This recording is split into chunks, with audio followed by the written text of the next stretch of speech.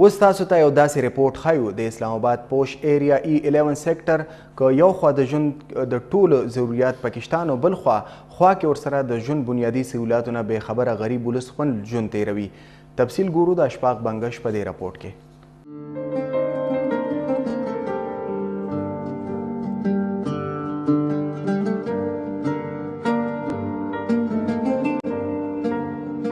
دغه کلی یا دیهات نه بلکې د اسلام آباد پوش ایریا E11 سیکټر دی.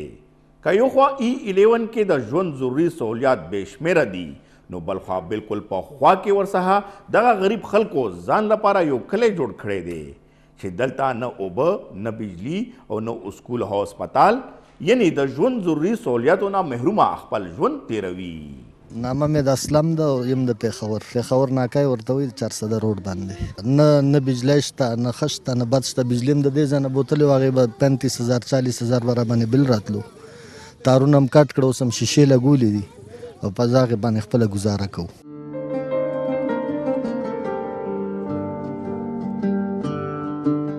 دلته هغه غریب خلک خپل گزاران کوي چې هغوی هیڅ وس نه لري. په هغوی کې د خیبر پختونخوا پنجاب کوهستان یعنی پاکستانی هم دي. جزیره مردان یم 2005 نه دلته پاتې کېږم. بس کلي کې خوشحاله نه یو جنګ جګړه وې نو بس دلته راغلي یو. دلته هم ځان ته کور اخیستی بس دلته اوسو. دلته هم په سټان ځمکه راخو لکه په 35,000 روپۍ مرله موږ اخیستی یو 4 مرلې کور مور دپاره یو 3 مې ځان دپاره اخیستی. نو بس جي دلته موږ په دې دغه اخیستی د ټولو خلکو دلته خانان هم اخیستی نور خلکو هم اخیستی. موږ وایي بس کو CDA راله پیمنټ وشو هم او که ونه شو نو هم کرای نه خو خلاص شو اواز را پته. تا مچا څه کړی دی؟ دلته عثمان خان نوم یې د هغې نه موږ بنارس خان نه موږ اخیستی. عثمان خان نوم دی؟ ها جی پلار بنارس خان نوم دی. اسحاق نوم دی زما کوهستانې. زما پلار پیمس کې و کمپلیټ سره هلته کې کالوني و که نه لیبر کالوني هلته کې و پیمس کې جوړ شوی نه 74 خبره ده.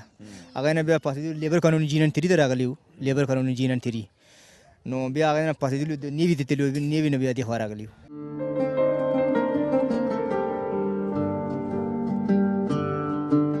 دغه ځای د CDA په ایریا کې راځي خو بیا هم CDA ترې بېخبره دی.